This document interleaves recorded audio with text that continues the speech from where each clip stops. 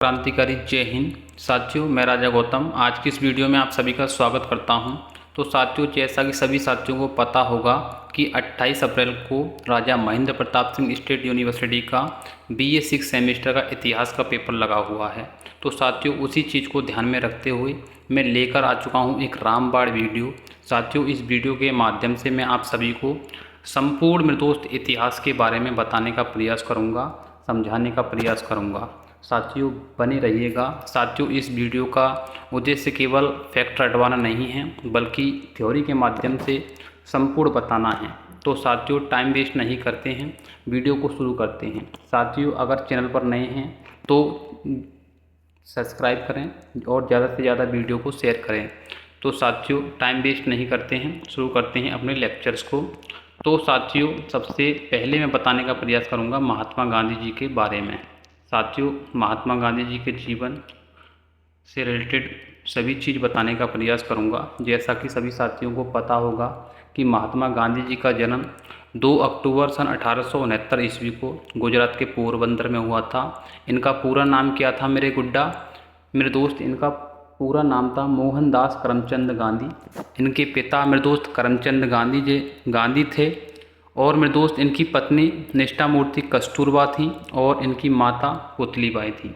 साथियों, महात्मा गांधी दक्षिण अफ्रीका कब गए थे? तो मेरे दोस्त महात्मा गांधी दक्षिण अफ्रीका 1893 ईस्वी में गए थे।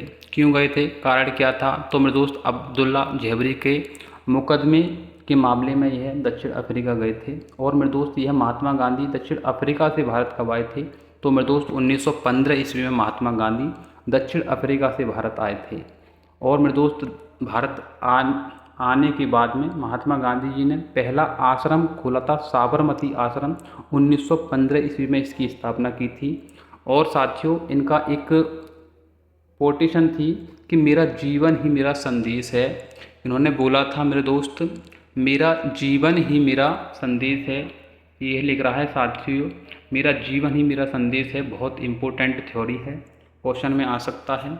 और मेरे दोस्त राष्ट्रपिता सबसे पहले संबोधित किसने किया था महात्मा गांधी को? तो मेरे दोस्त नेताजी सुभाष चंद्र बोस ने। नेताजी सुभाष चंद्र बोस ने मेरे दोस्त महात्मा गांधी जी को राष्ट्रपिता जी की उपाधि दी थी। और मेरे दोस्त आप सभी को थोड़ा सा और बताने का प्रयास करूं, महात्मा गांधी को बापू सबसे पहले किसने पुकारा था? तो मेरे दोस्त जवाहरलाल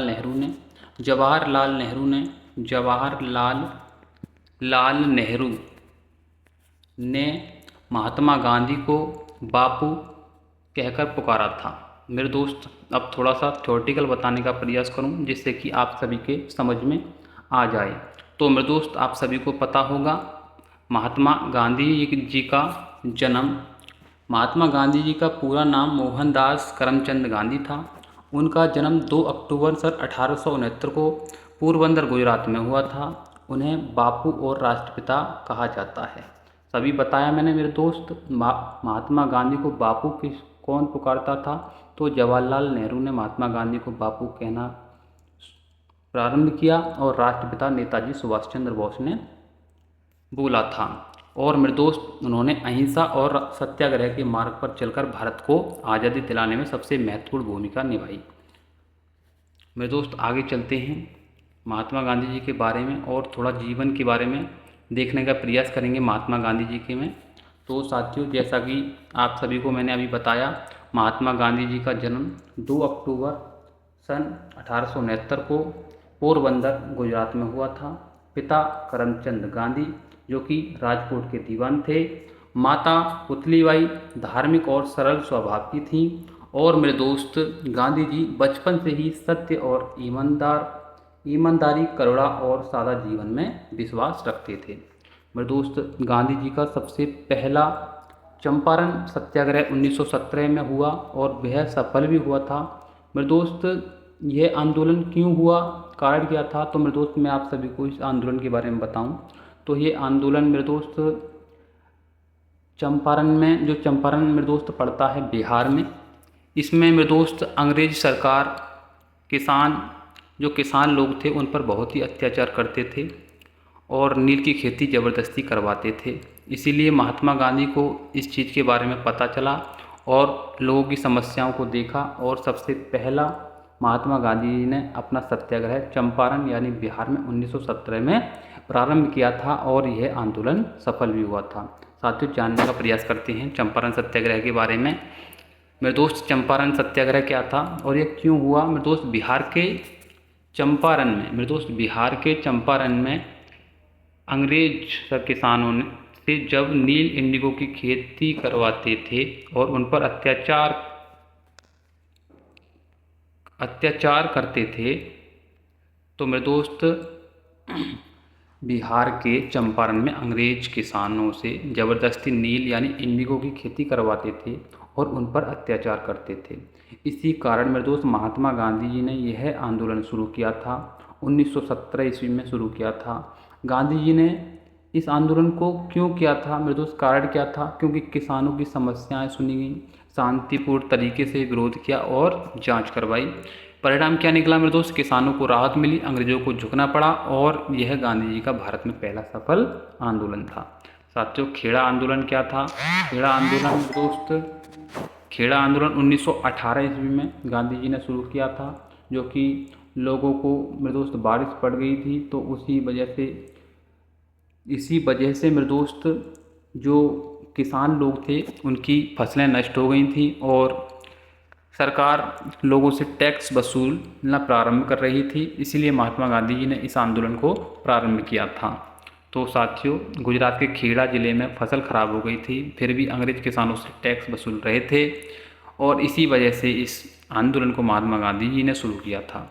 गांधी जी की भूमिका इसमें थी कि किसानों को कर न देने की सलाह दी और अहिंसक विरोध किया था। परिणाम में तो सरकार ने कर माफ़ किया, किसानों को बड़ी राहत मिली थी। खेड़ा आंदोलन 1918 ईस्वी में। साथियों, गांधी जी के बारे में शिक्षा और विदेश यात्रा के बारे में बताने का प्रयास करूं तो गांधी जी ने राजकोट और भावनगर में पढ़ाई की थी। कानून की पढ़ाई के लिए 1888 ईस्वी में लंदन गए और बैरिस्टर बने। और मेरे दोस्त, इसके बाद वे काम के लिए दक्षिण अफ्रीका भी गए थे। तो साथियों, दक्षिण अफ्रीका में संघर्ष क्या था? दक्षिण अफ्रीका में संघर्ष क्या था मेरे प्यारे गुड्डा? दक्षिण अफ्रीका में गांधी जी को जातीय भेदभाव और अपमान का सामना करना पड़ा। यहीं से उन्होंने सत्याग्रह अहिंसक आंदोलन की शुरुआत की थी।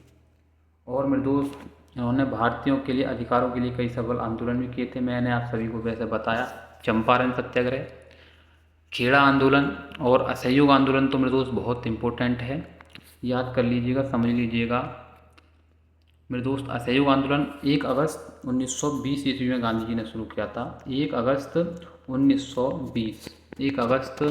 1920 ईस्वी में गांधी जी ने यह आंदोलन प्रारंभ किया था।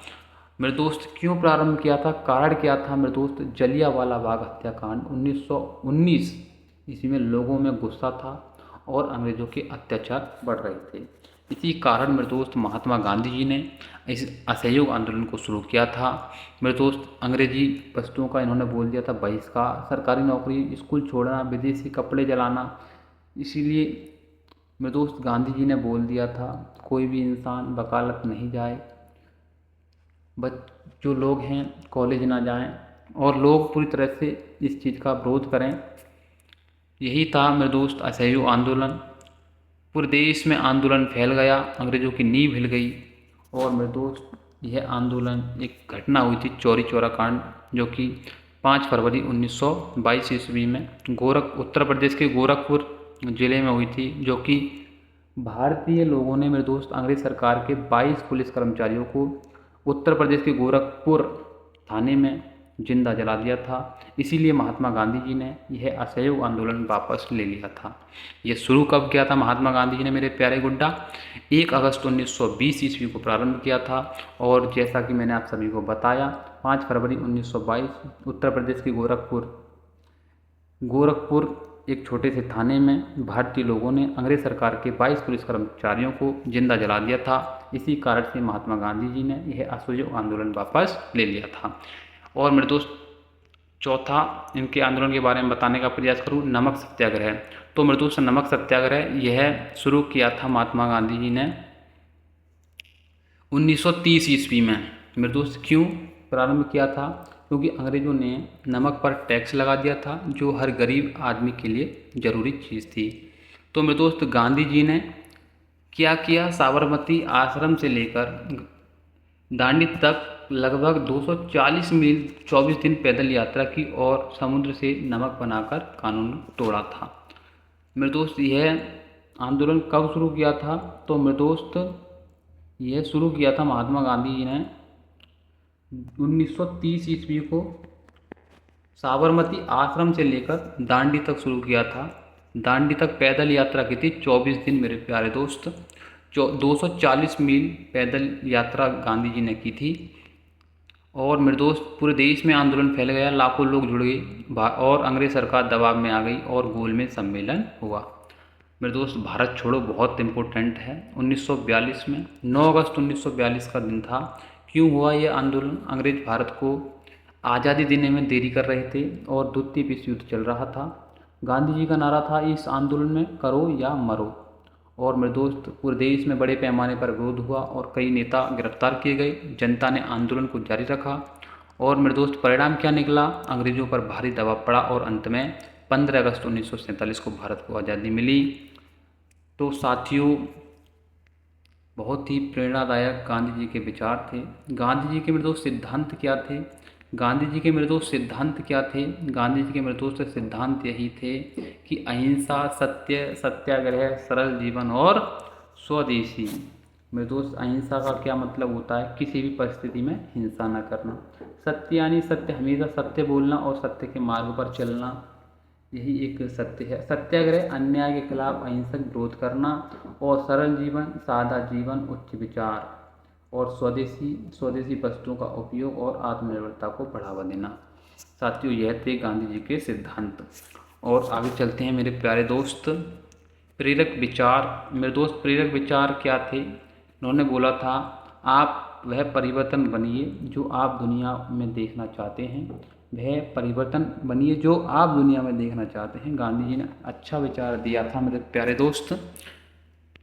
और मेरे दोस्त इनकी मृत्यु के बारे में थोड़ा जानने का प्रयास करेंगे। 30 जनवरी 1948 को 30 जनवरी 1948 ईस्वी को नई दिल्ली में नाथूराम गोडसे द्वारा गांधी जी की हत्या कर दी गई थी। मेरे प्यारे दोस्त, 30 जनवरी 1948 ईस्वी को दिल्ली में महात्मा गांधी जी की नाथूराम गोडसे द्वारा हत्या कर दी गई थी। निष्कर्ष थोड़ा बताने का प्रयास करूं तो मेरे दोस्त गांधी जी का पूरा जीवन मेरे दोस्त सत्य, अहिंसा और सेवा को समर्पित था। और उन्होंने बिना हिंसा के अंग्रेज़ों को झुकने पर मजबूर किया और भारत को आज़ादी दिलाने में महत्वपूर्ण भूमिका निभाई। उनका जीवन हमें सिखाता है कि सत्य और अहिंसा के मार्ग पर चलकर भी बड़ी से बड़ी जीत हासिल की जा सकती है। चंपारण, खेड़ा, असहयोग, नमक और भारत छोड़ो आंदोलन याद रखने बहुत ही आसान है साथियों। बहुत ही आसान शब्दों में बताने का प्रयास कर रहा हूँ साथियों। इस कंटेंट को बनाने में बहुत ही मेरे दोस्त मुझे मेहनत लगी है